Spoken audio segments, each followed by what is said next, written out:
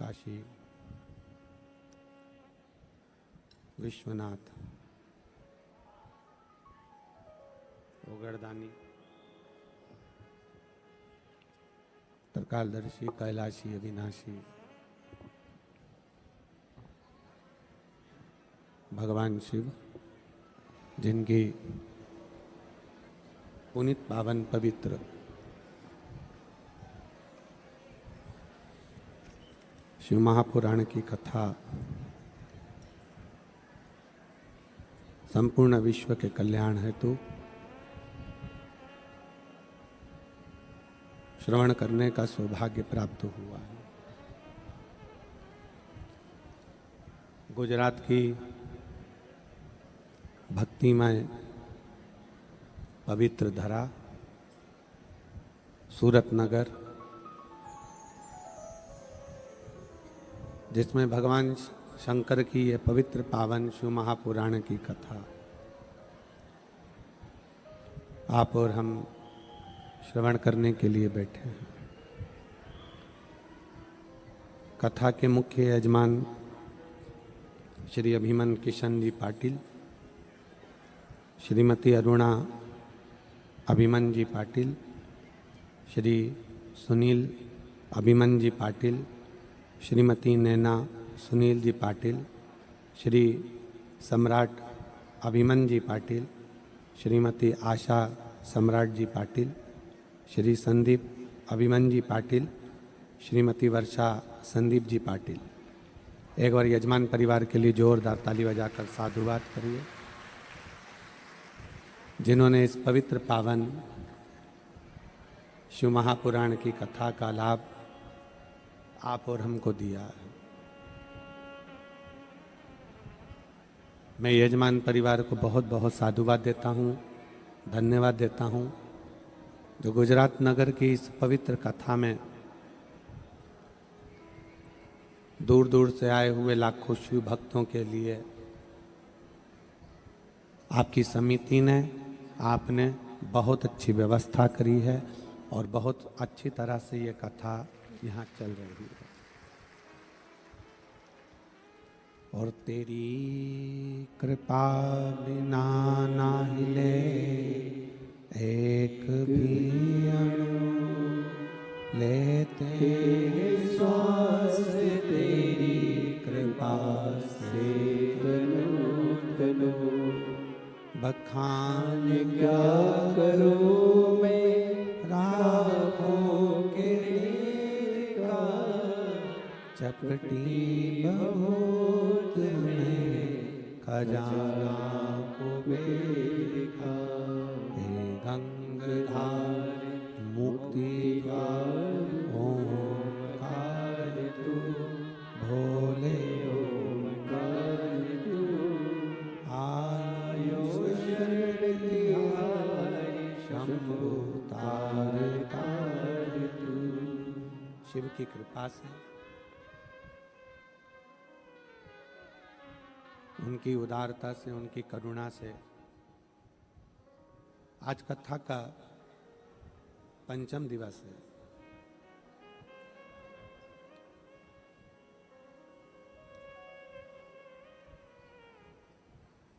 हम अपनी इंद्रियों को कितना संयमित रख सकते हैं,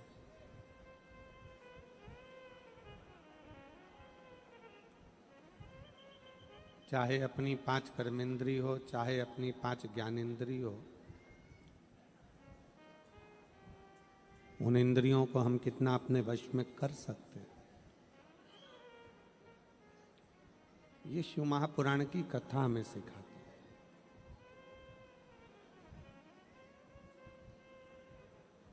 सारी इंद्रियों में 2 इंद्रियां बड़ी प्रबल है, एक अपने नयन, दूसरा अपना मन।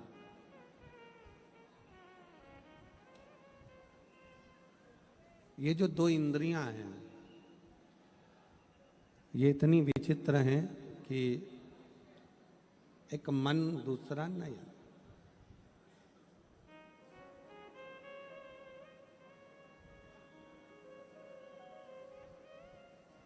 थोड़ी थोड़ी देर में नयन को और मन में, नयन में और मन में जैसे गाड़ी में गियर लगता है ना, ऐसा ही नयन में और मन में गियर लगता रहता है।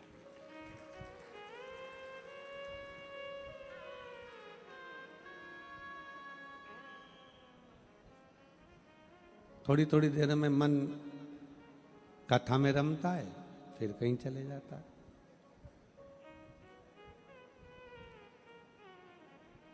थोड़ी थोड़ी देर में फिर नयन भगवान में लगते हैं, मालूम पड़ा फिर वो भटक जाते हैं।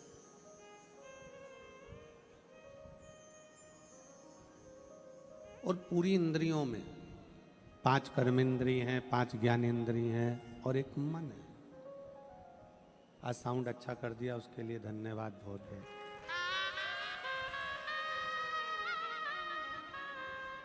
पांच कर्मेंद्री और 5 ज्ञानेंद्री और एक मन।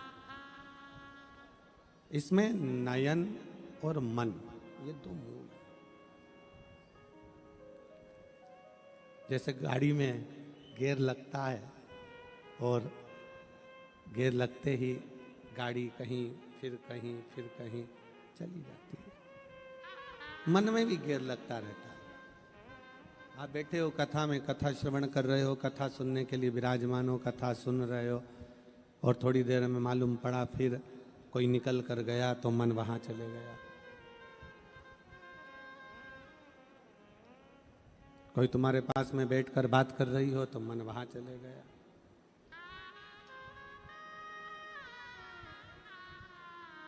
इसलिए शायद कीर्तनकारों ने गाया है कि ये मन बड़ा चंचल है, कैसे तेरा भजन करूं, जितना इसे समझाऊं उतना ही मचलता है। आप इसको जितना काबू में करना चाहेंगे ये उतना उतना भटक जाता है।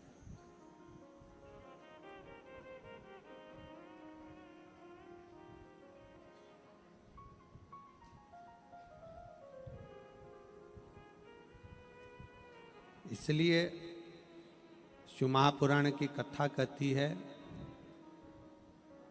स्त्री को नयन और संत को मन थोड़ा काबू में रखना चाहिए। शिव महापुराण की कथा कहती है कि स्त्री अपने नयन को काबू में रखे और पुरुष संत, साधु, गुरुजन, तपस्वी जन, साधक, उपासक अपने मन को काबू में रखे।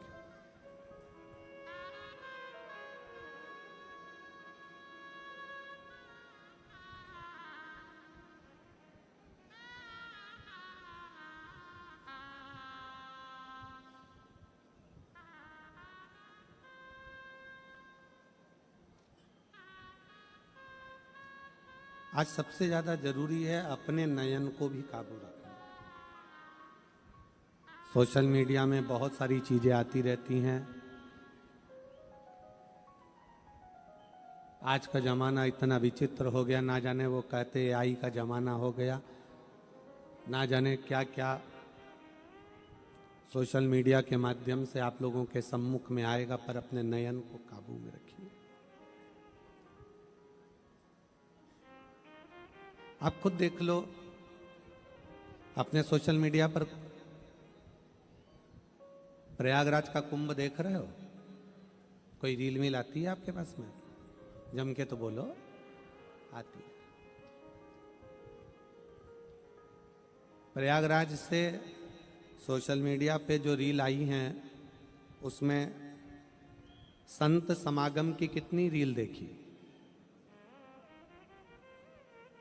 राष्ट्र को मजबूत करने की कितनी रील देखी, सनातन को जगाने की कितनी रील देखी, संतों के प्रवचन की कितनी रील देखी। यहाँ जितने बैठे हो एक नहीं देखी होगी तो वो एक सुंदरी आई बैठी, और दूसरा वो कोई इंजीनियर आई बैठा, और तीसरा वो माला बेचने वाली, सामान बेचने वाली आई बैठी, बस उसकी रील देखो। कारण क्या है? क्या इतने बड़े कुंभ के अंतर्गत, इतने बड़े प्रयाग के अंतर्गत इतने संत समागम हो रहे हैं, इतने साधु आए हैं, वो अपना प्रवचन दे रहे हैं, सनातन को जोड़ने की बात कर रहे हैं, सबको एकजुट करने की बात कर रहे हैं, वो दिखाना चाहिए कि ये सारे नज़ारे दिखाना चाहिए जिसका कोई मतलब ही नहीं है।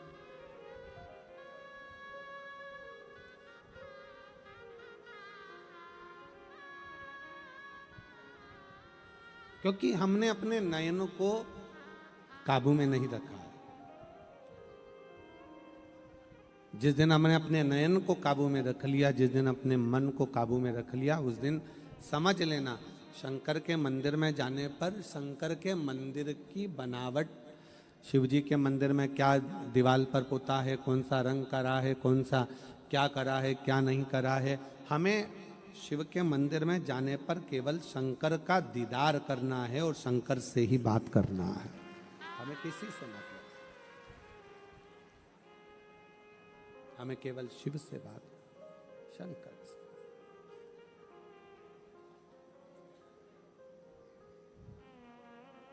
मंदिर में जाने के बाद में आप शिव के हो जाओ, शिव तुम्हारा हो जाए। हम आपसे एक प्रश्न करते हैं, मुझे उम्मीद है कि मेरी सूरत की मेरी जीजियां और सूरत के मेरे जीजा इसका उत्तर जरूर देंगे, और जो सूरत के नहीं है वो भी उत्तर जरूर देंगे।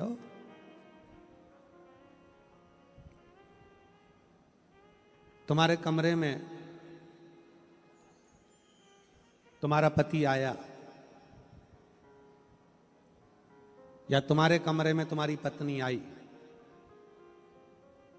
और तुम अपना मोबाइल देखने में लगे हुए हो, और मोबाइल में चैटिंग में लगे हुए हो, और मोबाइल में अपना काम कर रहे हो, या लैपटॉप चलाने में लगे हुए हो, या गेम खेलने में लगे हुए हो, ईमानदारी से बोलना, पति को बुरा लगेगा कि नहीं लगेगा?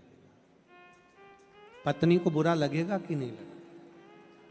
पत्नी आई है कमरे के अंदर और तुम अपना मोबाइल चलाने में लगे हो, लैपटॉप चलाने में लगे हो, गेम खेलने में लगे हो, चैटिंग करने में लगे हो। पति आया है कमरे में और पत्नी अपना मोबाइल चलाने में लगी है। ईमानदारी से बोलो, पति को पत्नी को बुरा लगेगा कि नहीं लगेगा? अच्छे से बोलो, लगेगा ना? क्यों?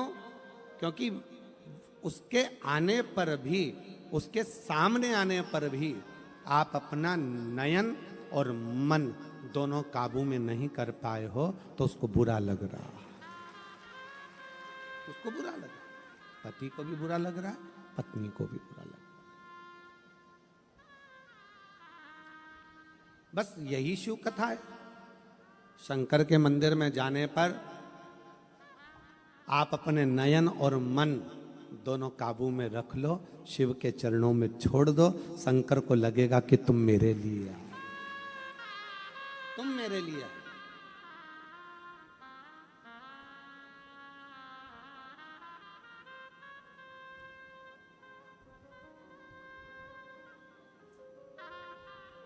और जिस दिन आपने अपना मन और नयन दोनों भगवान शंकर को दे दिया, जिस दिन आपने अपना मन और नयन परमात्मा को समर्पित कर दिया, ये मानकर चलना कि शिव तुमसे दूर नहीं। यहां एक बच्चा बैठा हुआ है जिसकी दोनों किडनियां फेल हैं, लीवर फेल है,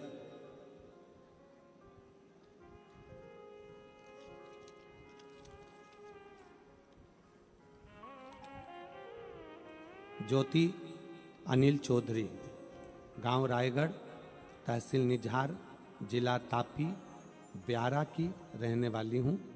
मेरा 10 साल का बेटा तेजस अनिल चौधरी, उसे एक दिन अचानक बहुत तेज बुखार आया। फिर हम उसे तुरंत नंदुरबार के सुषण हॉस्पिटल में लेकर गए।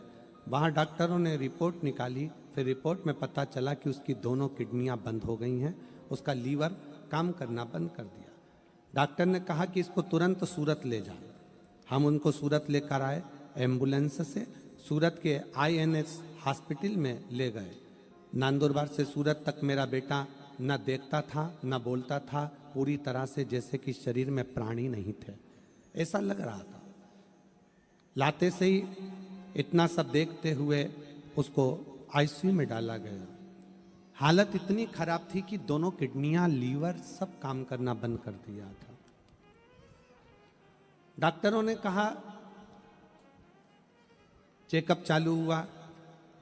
हम लोग नंदुरबार से निकल गए, भगवान का नाम लेते लेते लेते लेते हॉस्पिटल पहुंच गए। गुरुजी उसे ICU में रख दिया गया, इलाज चालू कर दिया गया। बेटा अकेला था, हम सब बाहर थे।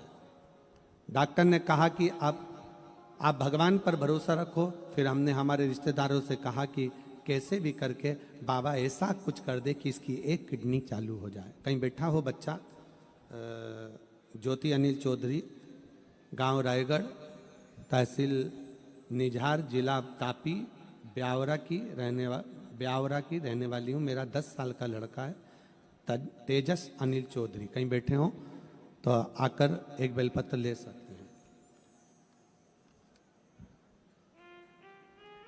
एक किडनी कैसे भी चालू हो जाए। डॉक्टर तो बात कर रहे थे कि इसकी किडनी बदलना पड़ेगी, पर दोनों किडनियां खराब, करें तो करें। तब डॉक्टर से कहा कि आप दवाई गोली चालू करिए। हम बाबा पर भरोसा कर शिवजी के मंदिर पर, उसी हॉस्पिटल की एक नर्स के कहने पर शंकर के मंदिर में जाकर जल चढ़ाकर बच्चे के होठों पर लगाना प्रारंभ करा। एक बेलपत्र लाकर उसके तकिए के पास में रखा और बाबा की ऐसी कृपा हुई गुरुदेव कि जिसको होश नहीं था, जो ICU में पड़ा था, जिसको वेंटिलेटर पर डालने की तैयारी चल रही थी, बाबा की कृपा से उसको होश आना प्रारंभ हुआ। ICU से रखते उसको जनरल वार्ड में भेजा गया। जनरल वार्ड में भेजने के बाद जब उसको थोड़ा सा होश आया तो शंकर पर चढ़ा हुआ रुद्राक्ष का जल देना प्रारंभ करा। आज मैं बाबा को धन्यवाद देने के लिए आई हूं कि मेरे बेटे की दोनों किडनियां चालू हो गई और बाबा को मैं प्रणाम करने के लिए। ये शिव उपासना, नयन और मन,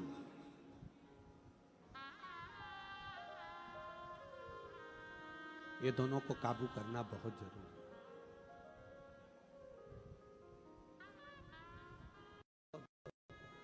वो कहते हैं ना, इन नैनों को रोग लगा है, रोज सिनेमा देखन का।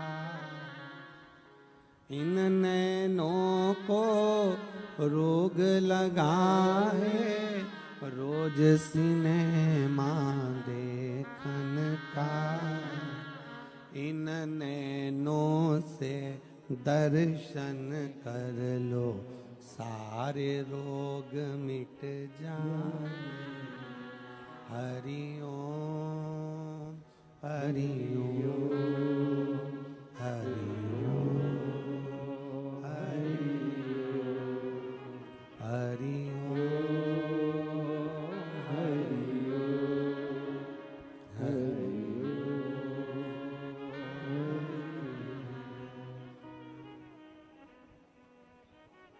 पी लेना हरि नाम का प्यारा, सारे रोग मिट जाएंगे। पी लेना हरि नाम का प्याला, सारे रोग मिट जाएंगे। हरि ओम, हरि ओम, हरि ओम, हरि ओम। बैठे बैठे दोनों हाथों से ताली देते हो।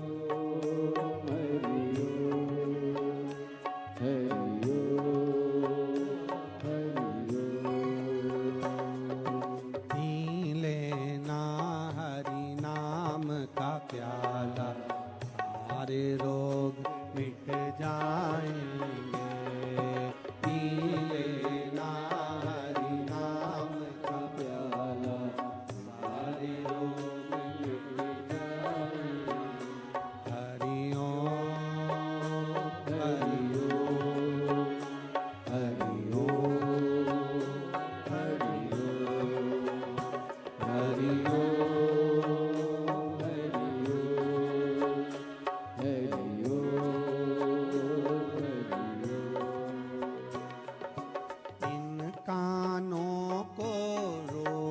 लगा है रोज चुगलिया सुनने का। इन कानों को रोग लगा है सुनने का। इन कानों को रोग लगा है रोज चुगलिया सुनने का। इन कानों को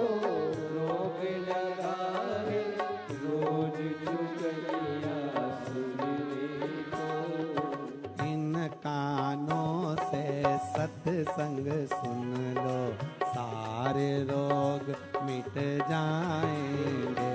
हरि ओम हरि ओम हरि ओम हरि ओम हरि ओम।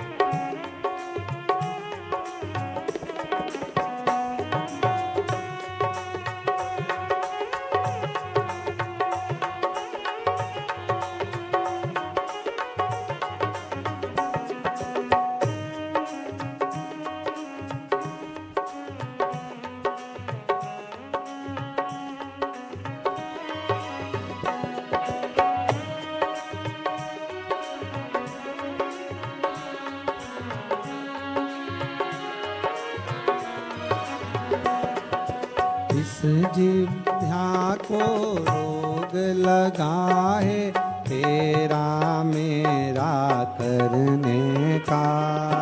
इस जिह्वा को रोग लगा है तेरा मेरा करने को। इस जिह्वा को रोग लगा है तेरा मेरा करने का।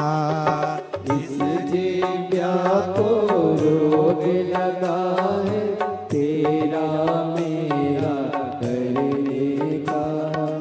इस जिह्वा से शिव गुण गालो, सारे रोग मिट जाएंगे। हरि ओम हरि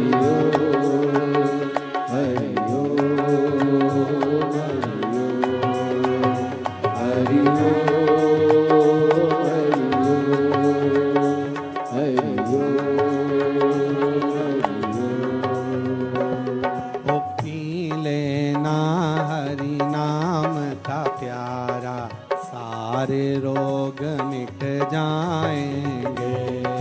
पी लेना हरि नाम का प्याला, सारे रोग मिट जाएंगे। हरि ओम हरि ओम हरि ओम हरि ओम हरि ओम हरि ओम हरि ओम।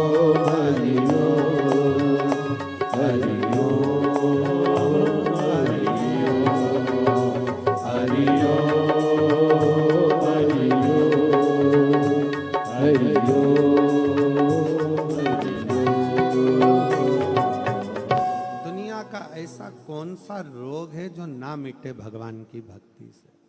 हर हर महादेव।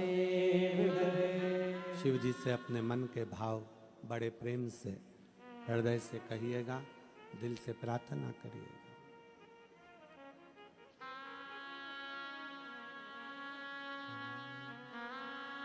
श्री शिवाय नमस्तुभ्यं।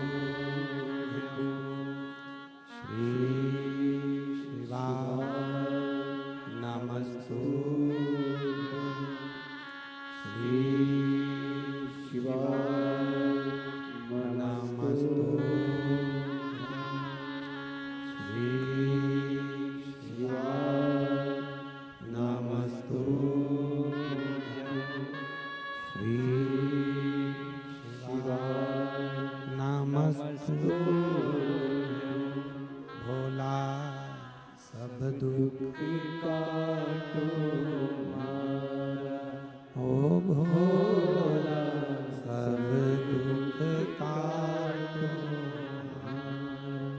शिव शंकर जपो तेरी माला, भोले बाबा जपो तेरी माला। भोला सब दुख काटो मारा, ओ भोला सब दुख काटो मारा। वेश है मंगल मंगलकारी, वेश है मंगल मंगलकारी। शमशान वासी हमारा, शमशान वासी हमारा। ओ भोला सब दुख काटो मारा, भोला सब दुख काटो मारा।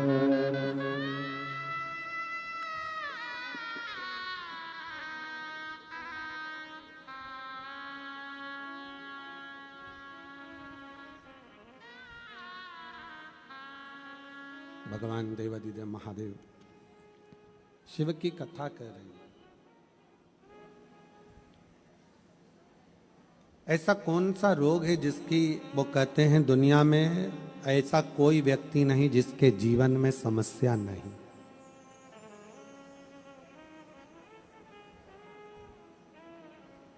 ऐसा कोई नहीं है जिसके जीवन में समस्या नहीं, और ऐसी कोई समस्या नहीं है जिसका हल शिव महापुराण में नहीं है।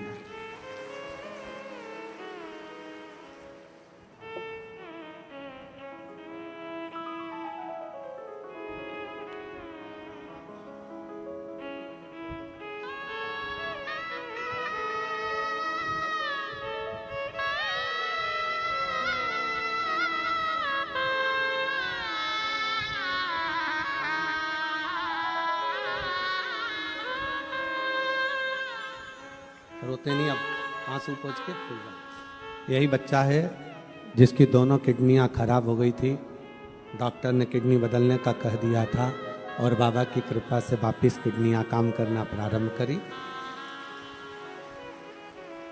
शिव तत्व है।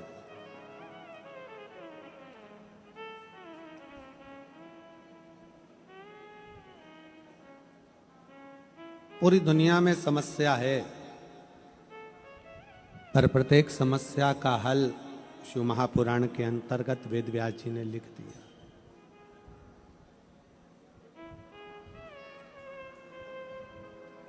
अब आप अपनी इंद्रियों को कितना काबू कर कर भगवान की भक्ति करते हो, यह आपके ऊपर निर्भर करता है।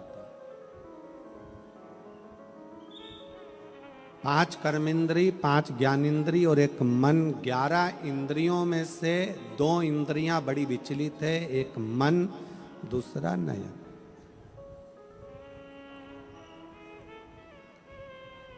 इन दोनों इंद्रियों को संयमित रखना, और जब ये दोनों इंद्रियां आपके संयमित हो जाएगी नयन भटकना छोड़ देंगे, मन भटकना छोड़ देगा, तो मन शिव में अपने आप चला जाए, अपने आप।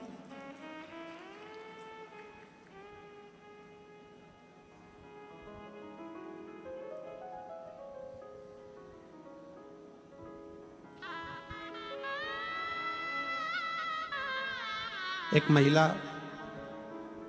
यहां प्रैक्टिकल करने के लिए आई, उसका भी पत्र है।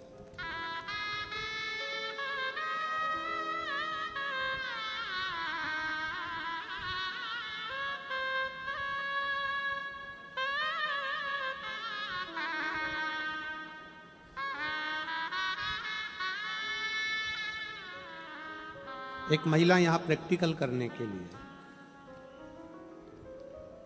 मेरा नाम अमृता,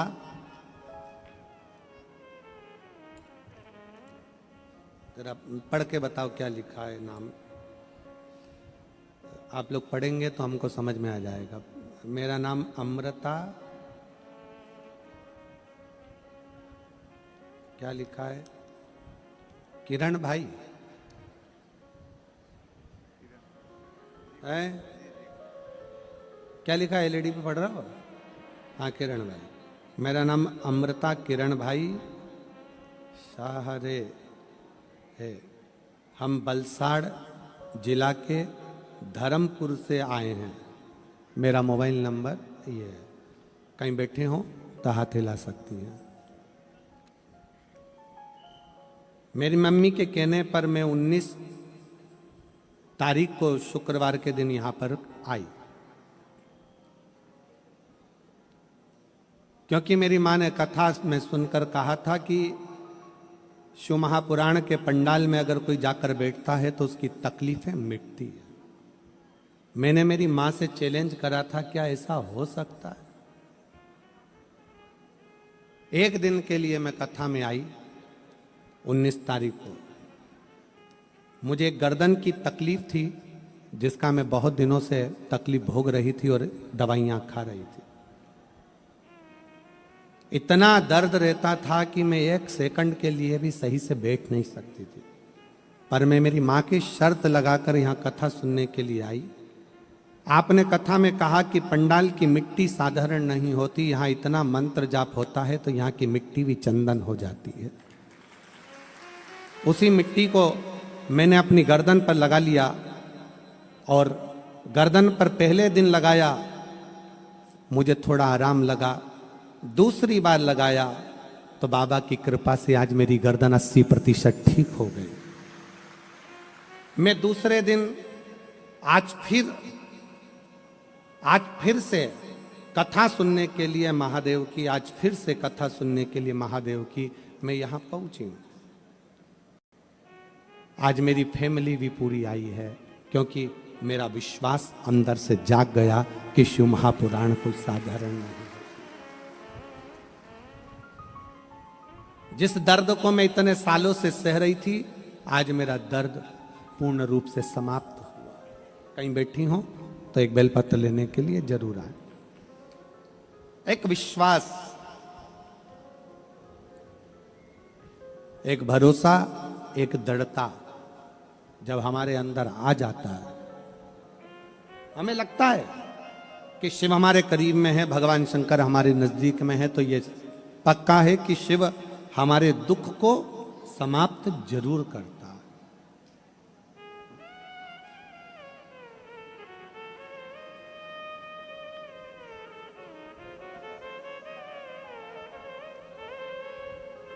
तेरे दरबार की बाबा निराली शान देती है।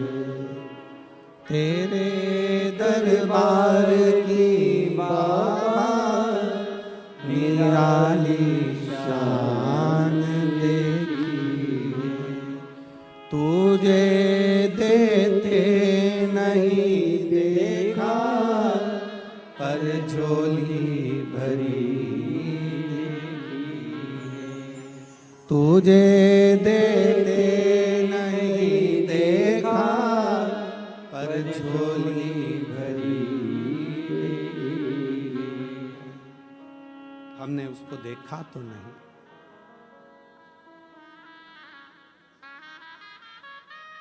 हमने उसको देखा तो नहीं, पर यह पक्का है कि वो खाली भेजता नहीं, भेजता ही नहीं है।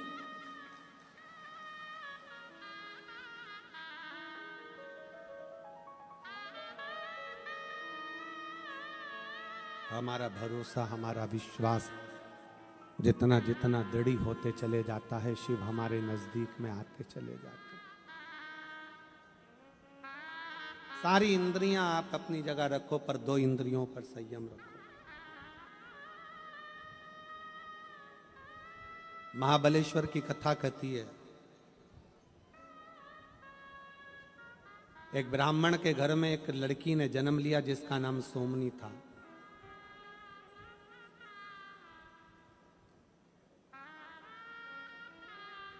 बड़ी सुंदर थी, चेहरे पर आकर्षण था,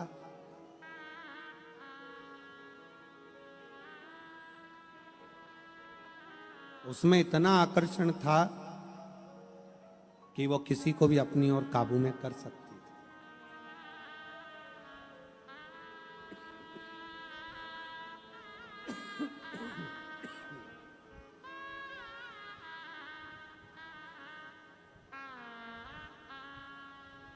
ब्राह्मण के घर में बेटी का जन्म होना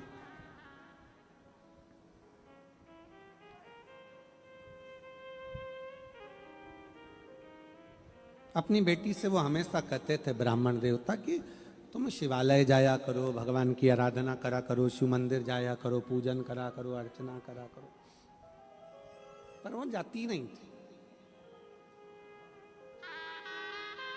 ए मेरी सूरत की जीजियों, मेरे जीजाओं, बेटियों, बेटाओं, मेरी माताओं, मेरे भाई, बच्चों को लैपटॉप दिलाओ, मोबाइल दिलाओ, कपड़े दिलाओ, बेटों को तुम सारा सामान दिलाओ, पर निवेदन है अपने बेटों को संस्कार जरूर दिलाओ।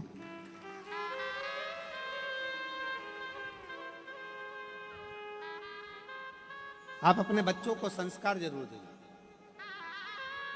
ब्राह्मण अपनी बेटी से, सोमनी से कहते हैं, सोमनी तुम मंदिर जाया करो।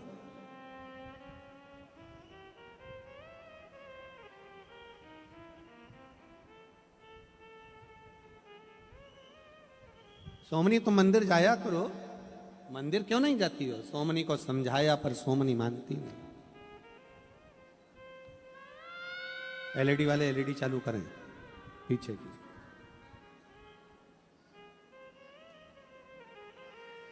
तुम मंदिर क्यों नहीं जाती हो?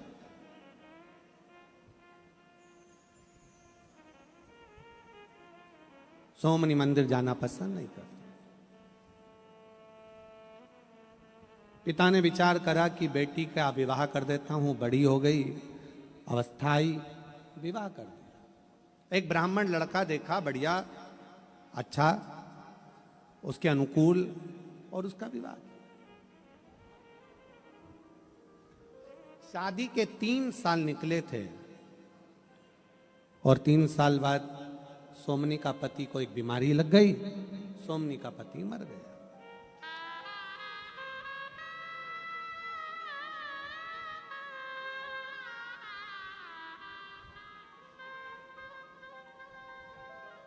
सोमनी का पति चले गया। बिलखती हुई सोमनी को उसके पिता अपने मायके, अपने घर पर लेकर आ गए। सुंदर इतनी थी ना कि किसी को भी आकर्षित कर लेती थी।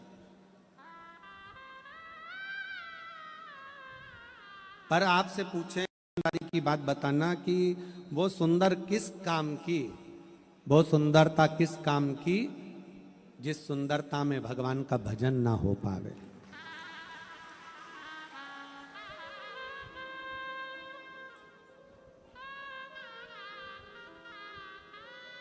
जिस सुंदरता में परमात्मा का नाम स्मरण ना हो पाए।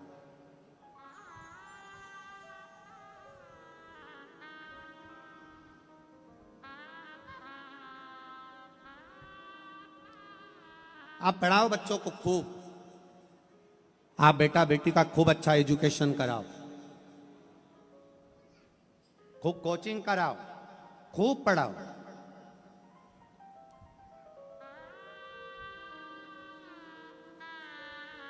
पर बच्चों को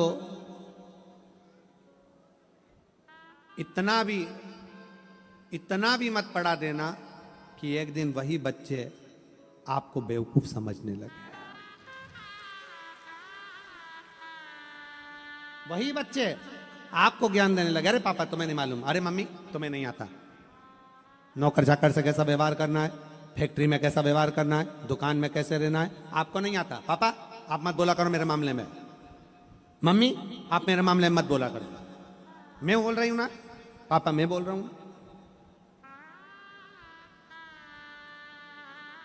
पढ़ाया, खूब पढ़ाया, पर पढ़ाने के साथ में संस्कार विहीनता हो गई।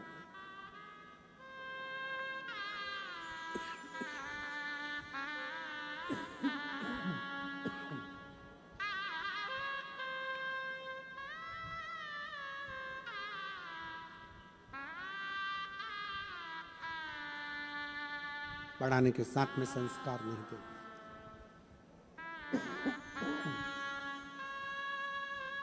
पढ़ाओ,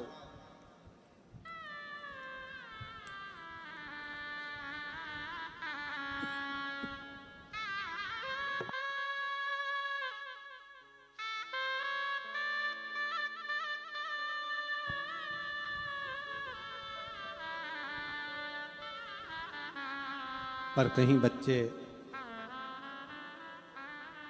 संस्कारों से विमुख ना हो जाए।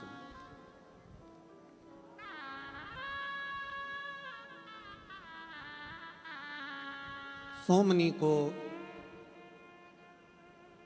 पिता मायके लेकर आ गए। सोमनी अपनी एक सहेली के चक्कर में आ गई और उसने अपनी पूरी जिंदगी बर्बाद कर दी, पूरा जीवन।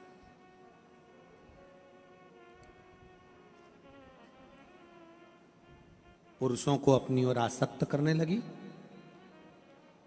वे विचारणी हो गई, विचार अच्छे नहीं रखने लगी।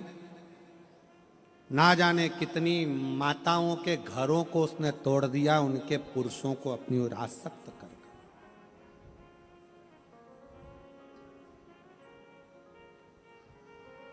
यह है नयन और यह है मन, ये इंद्रियां बड़ी विचित्र है।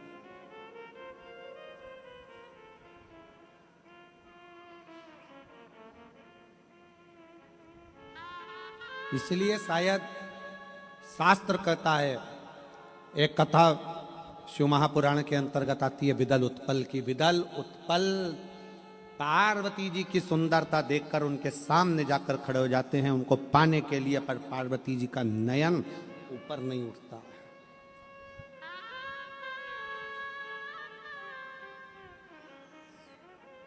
रायपुर की कथा में एक बात हमने कही थी, कई लोगों को उसका थोड़ा सा बुरा भी लगा, पर वो बात सत्य थी।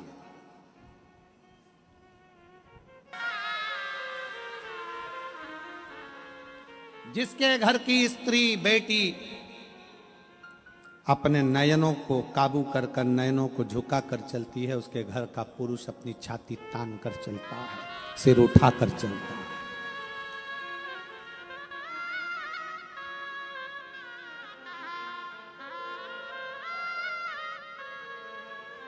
संत को मन, स्त्री को नयन काबू में रखना चाहिए। सोमनी नहीं रख पाई। एक सखी के कहने पर, एक सहेली के कहने पर अपना पूरा शरीर उसने यही काम में लगाया कि पर पुरुषों को अपनी ओर आसक्त करना। कई स्त्रियां रोती थी, कई माताएं रोती थी, कई नारियां रोती थी, हमारा पति हमारे अनुकूल।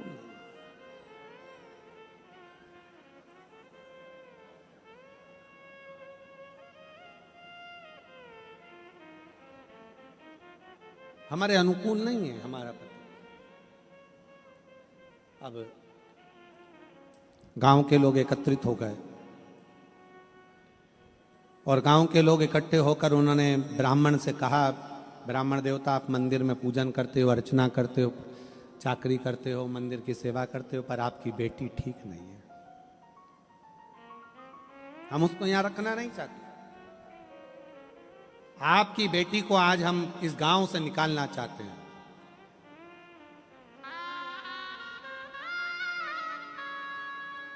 ब्राह्मण की बेटी का हाथ पकड़ा गांव की स्त्रियों ने और सोमनी का हाथ पकड़कर उसको गांव के बाहर जंगल में छोड़ दिया गया कि गांव के जितने भी युवान भाई हैं उनको ये अपने काबू में कर कर उनको कंगाल करती जा रही है, घरों को बर्बाद करती चली जा रही है। सोमनी जंगल में चली गई। अब जंगल में गई तो क्या करे, एक दिन तो रोई, दूसरे दिन जंगल में रहने वाला कोई एक असुर प्रवृत्ति का कोई व्यक्ति उसको मिल गया और मिला तो उसके साथ रहने लगी।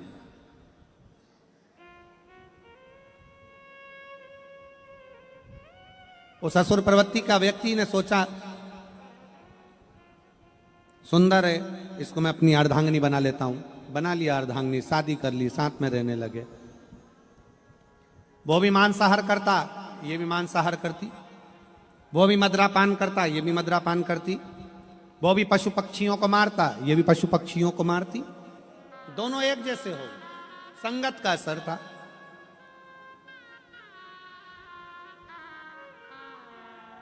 अरे ऐसी कैसी संगत जी,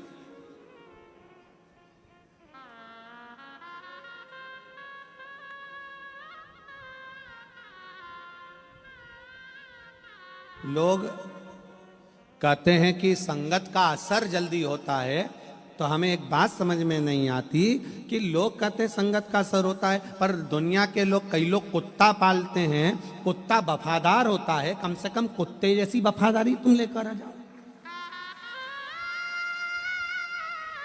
अगर संगत का असर होता है, संगत का असर है, तो कुत्ता भी तो वफादार होता है, फिर मनुष्य इतना वफादार क्यों नहीं हो पाता? आज का मनुष्य, आज का मानव सूरजमुखी के फूल जैसा है। सूरजमुखी का फूल देखा आप लोगों ने? किस किसने देखा, जरा हाथ उठाओ। सूरजमुखी का फूल कैसा होता है? इतना बड़ा, पीला। और वो सूरजमुखी का फूल का एक काम होता है कि जहां सूरज जाता है, सूरजमुखी का फूल वहीं पर मुंह करता चले जाता है। आज का मनुष्य सूरजमुखी के फूल जैसा है।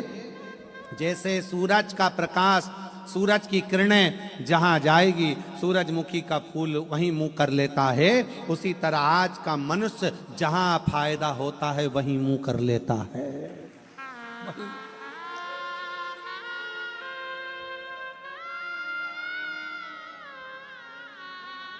मौसी के घर से फायदा है, मौसी के घर। चाचा जी क्या फायदा, चाचा जी क्या। काका जी क्या फायदा, काका जी क्या। मामा जी क्या फायदा, तो मामा जी क्या। नाना जी क्या फायदा, तो नाना जी क्या। और मान लो किसी व्यक्ति से काम निकालना है और उससे फायदा लेना है, तो भैया जी, काका जी, मामा जी, फूफा जी, नाना जी, सब कर कर फायदा निकाला, काम निकाला और मुख को मोड़ दिया।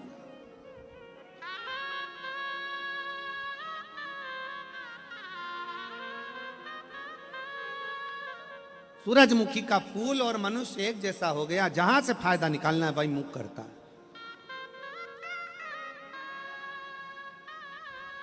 शिव कथा कह रही है, संगत हो गई। दोनों पति पत्नी जीवों की हिंसा करते, मांस लाते, खाते, मदिरा का पान करते, गलत कार्य करते, जंगल में विहार करते। समय निकलता गया। और फिर निवेदन है, जब यौवन रहता है ना, जब मनुष्य का यौवन शरीर रहता है, अच्छा शरीर रहता है, सुंदर शरीर रहता है, तब तक तो उसको भान नहीं होता कि कौन सा पाप कर्म कब कर रहा है। पर जैसे जैसे शरीर ढलता चले जाता है, बुढ़ापा आते चले जाता है, तब मनुष्य को मालूम पड़ता चले जाता है कि मैंने जिंदगी में कौन से पाप कर्म करे हैं। कौन कौन से पाप। हिम्मत बुरे कर्म कर बंदे, वरना पछताएगा। भगवान की आंखों से तू बच नहीं पाएगा, तू बच नहीं पाएगा। अरे ओ अज्ञानी मत कर नादानी, अरे ओ अज्ञानी मत कर नादानी। तेरे कर्म का फल भी तू ही पाएगा, जैसा किया तूने तेरे आगे आएगा। मत बुरे कर्म कर बंदे, वरना पछताएगा। भगवान की आंखों से तू बच नहीं पाएगा, तू बच नहीं पाएगा। कठिन है, बहुत। कोई शास्त्र पुराण कहते हैं नरक भोगने जाना पड़ेगा, कोई कहता है बैकुंठ जाओगे। शिव महापुराण में वेद व्यास जी ने न नरक लिखा न स्वर्ग लिखा। शिव महापुराण में वेद व्यास जी लिखते हैं कि इसी पृथ्वी पर भोगना है और इसी पृथ्वी पर सुख का अनुभव भी करना। और जो चले गए वो आज तक आकर नहीं बताए कि हम नरक में हैं कि स्वर्ग में हैं। तुम्हारे मोहल्ले का कोई जाके वापिस आके बताया हो तो बात दूसरी, और सूरत वालों को ऐसी फैसिलिटी अगर अलग से परमात्मा ने दी हो तो बात दूसरी। कि कोई बता दे ऊपर जाने के बाद कि वो नरक भोगा कि स्वर्ग भोगा। कितनी अप्सराओं का नृत्य देखने को मिला, कितना बैकुंठ का सुख देखने को मिला, कितना नरक भोगने को मिला, कितना कुंभिपाक आदि आदि के नरकों में कितना भोगा। शिव महापुराण में वेद व्यास जी ने कहा आपने जो कर्म किया है आपके मरने से पहले आपको भोगना, और उसका प्रमाण है ये शिव महापुराण की कथा, सोमनी का चरित्र। सोमनी अवस्था ढलती चली गई, और अवस्था ढलते ढलते एक दिन सोमनी का पति मर गया। अकेली मदिरा के नशे में धुत होकर पड़ी थी। रात्रि को लगी भूख, उजाला नहीं था, आंगन में बंद रही थी। बकरा बकरी बाहर निकली तलवार लेकर और शीश काटने गई। भूख लग रही थी तो मांस निकालने के लिए गई सोमनी, और जो मारा तो मांस निकाला लेकर अंदर चली गई। सुबह जैसे ही आंख खुली देखा बकरी नहीं मरी थी, एक गाय का बछड़ा मर गया था। एक गाय का बछड़ा सोमनी के मुख से निकल गया। शिव शिव शिव शिव शिव शिव 5 बार सोमनी शंकर का नाम ले ली, शिव शिव नाम उच्चारण कर ली। क्यों? क्योंकि पिताजी उसको हमेशा कहते थे कि शंकर के मंदिर जा, शंकर के मंदिर जा, शंकर के मंदिर जा। कभी नहीं गई, पर आज उसे पिता के वचन याद आए। अरे मैंने कितना बड़ा पाप कर दिया, बछड़ा मेरे हाथों से चला गया, एक गाय का बछड़ा मेरे हाथों से मारा गया। शिव शिव कहकर शिव शिव कहती रही। समय बीता, सोमनी के शरीर में एक रोग हो गया जिसको कोढ़ का रोग कहते हैं। सोमनी का शरीर जिस काया का उसको अभिमान था, वो काया पूरी की पूरी बेकार हो गई।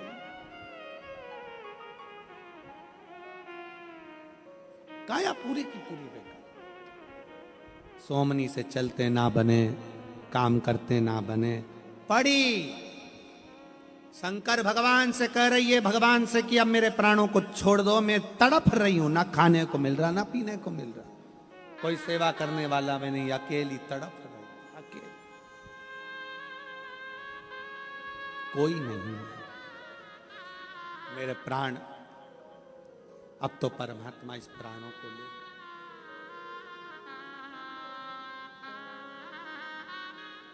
और सीधी बात है, आप किसी के यहां जाओगे तो कोई आपके यहां आएगा।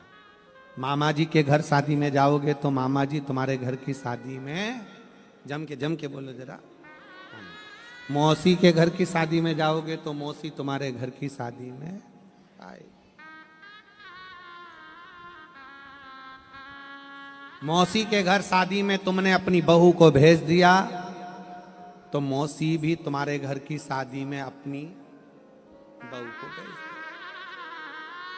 और देखो, बहू को भेजना और खुद को जाने में अंतर है। खुद जाते हो शादी में तो बहन के घर थोड़ा बहुत काम वाम कर लेते हो, और बहू अगर शादी में आती है तो काम वाम नहीं करती, डेंटिंग पेंटिंग करके कुर्सी पर बैठ जाती है।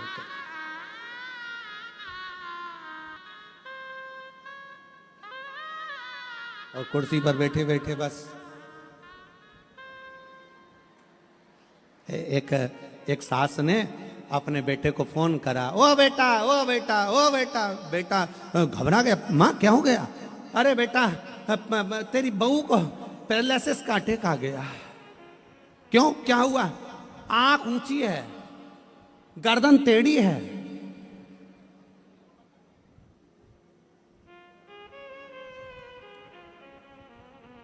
कुछ बोल नहीं रही है, मुंह टेढ़ा है, उसको पैरालिसिस का अटैक आ गया। बेटा जल्दी आ। इतने में बेटे ने पूछा, ये बताओ कि वो जमीन पे पड़ी है कि खड़ी है? सास बोली, बेटा वो तो खड़ी है। तो माँ, ये पैरालिसिस का अटैक नहीं है, वो सेल्फी ले रही है।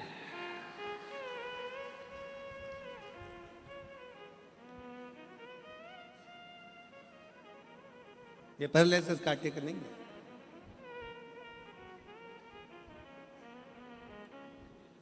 तुम अगर शादी में गए हो तो तुम्हारी बहन भी शादी में आकर काम करेगी। बहू गई है तो बहू अपने हिसाब से पाँव आराम से बैठी है, उसे सामान उमान उठाना नहीं है। शादी में आई है मौसी के घर, काय को काम करेगी? बस उसी तरह आप गए तो मौसी आई, बहू को भेजा बहू आई। उसी तरह आप शिव महापुराण की कथा तक गए हो तो एक ना एक दिन मेरा महादेव भी तुम्हारे दरवाजे पर, तुम्हारी चौखट पर पहुंच जाए। और तुमने कह दिया मम्मी तुम चली जाओ, तो जब तेरा समय आएगा तो शंकर जी भी कह देंगे यमराज तू चले जा, मैं क्यों जाऊं? तूने अपने रिश्तेदार भेजे थे, मैंने अपने रिश्तेदार भेजे।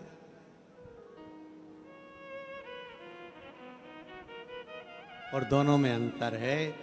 बहन बहन के घर शादी में जाती है, फैलारा उठाती है। बहन के घर शादी में बहू जाती है, फैलारा नहीं उठाती है। दोनों में अंतर है। शंकर भगवान की कथा में आप जाते हो तो शंकर आपके दरवाजे पर आकर आपको नंदी पर बिठाते हैं। और अगर आपने रिश्तेदार भेज दिए तो उसके भी बहुत रिश्तेदार हैं। सबसे पहले नंबर पर तो यमराज उसका रिश्तेदार है, उसी को भेजते हैं, वो तू चले जा। और देखो दोनों में अंतर है। भगवान नंदी पर वाइट कलर की टवेरा में ले जाते हैं, और नंदी आता है तो ब्लैक कलर की स्कॉर्पियो लाता है। वो लाता पाड़ा, वो बिठाता और ऐसा धोता, ऐसा धोता, ऐसा धोता। जैसे वो एक बात है ना, वो एक पार्लर में एक लेडीज गई, और पार्लर में गई तो उसने, पार्लर वाली ने इतना अच्छा फेशियल करा, फेशियल बोलते हैं, फेशियल ही बोलते हैं ना, ऐसा फेशियल करा, ऐसा फेशियल करा कि पूरा चेहरा साफ हो गया।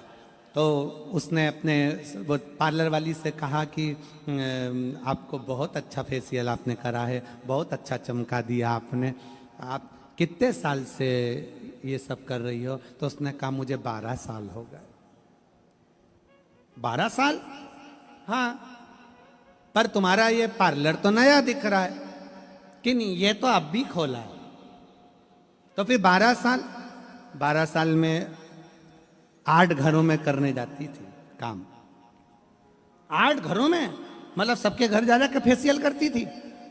नहीं, 8 घर में जाती थी, खूब बर्तन मांजती थी। इतना बर्तन साफ करा, इतना साफ करा। एक दिन मेरी मालकिन ने कहा तेरे हाथ के बर्तन इतने साफ हो जाते हैं, एकदम क्लीन दिखते हैं। उस दिन मैंने विचार कर लिया, जब मेरे हाथ से काले काले काले ठीक रहे बर्तन साफ हो सकते हैं तो मैं पार्लर खोल लेती हूँ, ये सारे ठीकरों को साफ कर दूँ।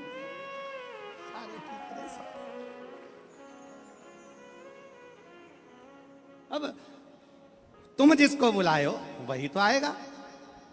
अंत समय प्रभु आना पड़ेगा, और वचन दिया तो निभाना पड़ेगा।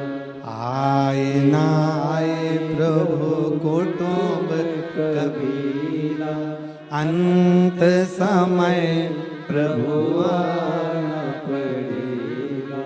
वचन दिया तो निभाना पड़ेगा। अंत समय प्रभु आना पड़ेगा, वचन दिया तो निभाना पड़ेगा। अंत समय में परमात्मा क्यों ना अपने कर्म का भोग अपने को यही भोगना, जो मांगा परमात्मा से हेत कर एक पत्र है।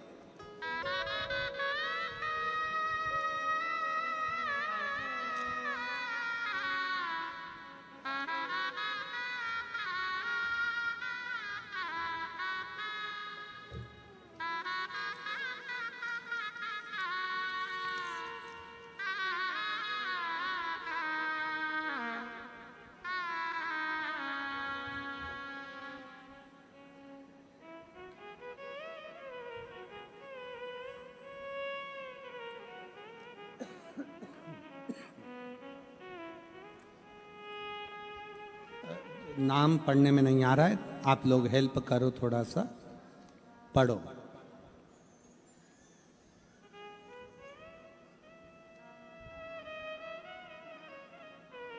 क्या लिखा है? मामा सहकारी, मामा बहन, दाल चाह, हमारा पता गांव सिरचा, तहसील मुंडहा, गुजरात, मोबाइल नंबर ये सब कुछ जान दो, अपन तो गुजरात पढ़ लो बस, ठीक है। गुजरात, मोबाइल नंबर ये। एक लोटे जल का मैं क्या वर्णन करूं, महादेव की कृपा का मैं क्या वर्णन करूं गुरुजी। मेरा बेटा अक्यास, हमने उसको नीट के अभ्यास कराया, राजस्थान भेजा, उसकी तैयारी करवाई 2 महीना, पर वो नीट की एग्जाम क्लियर नहीं कर पाया। अब करें तो करें क्या? एक बार, 2 बार, 3 बार उसने नीट की परीक्षा दी, पर नहीं हुआ। आखिरी में वो हार गया। हमने अपने बच्चे से कहा कि तू चिंता ना कर, एक बार वापिस एग्जाम दे। वो सीहोर वाला महाराज कहता है कि जमकर पढ़ाई कर, 4 गुना पढ़ाई कर, अपनी मेहनत 4 गुना कर, और एक बेलपत्री पर शहद लगाकर शिवजी को चढ़ाकर जा। मैं बाबा को धन्यवाद देती हूं कि आज बाबा की कृपा से मेरा बेटा MBBS कर रहा है, नीट एग्जाम में क्लियर करने। ये शिव तत्व है।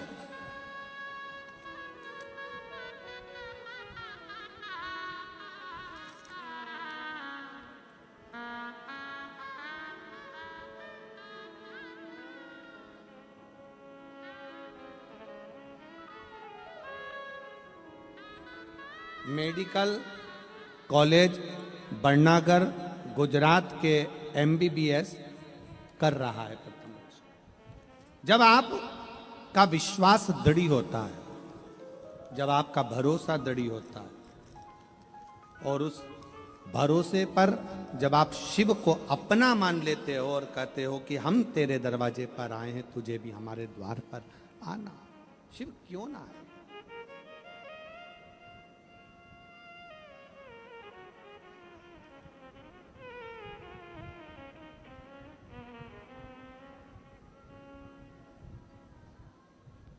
प्रभु क्यों ना पहुंचेगा।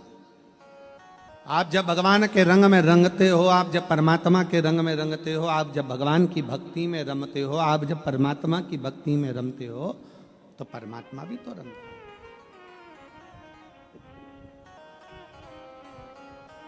वो एक कहते हैं ना, वो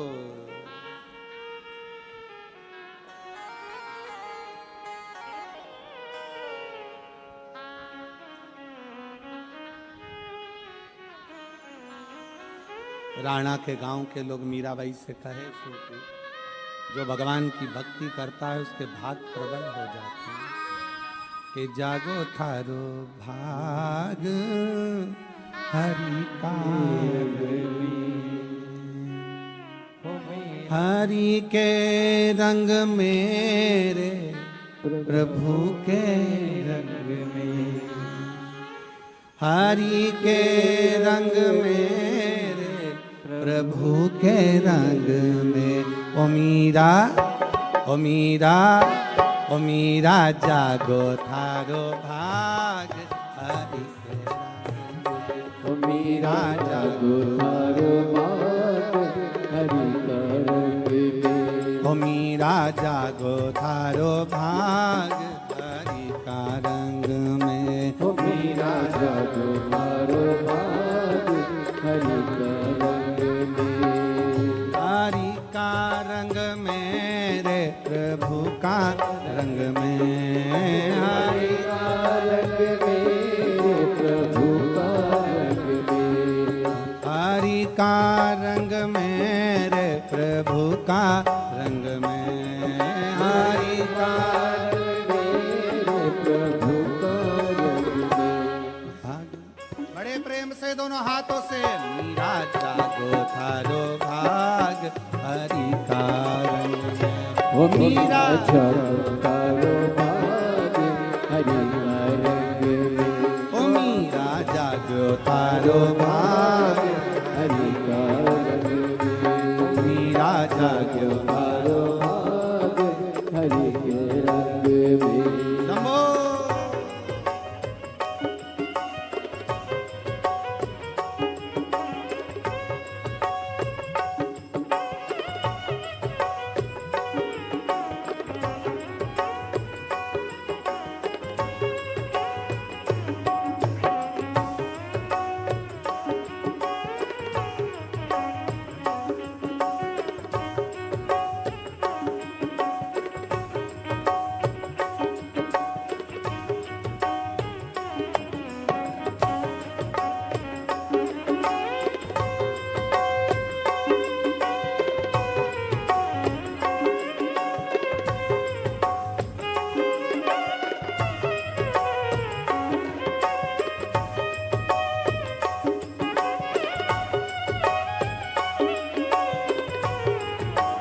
शंभो।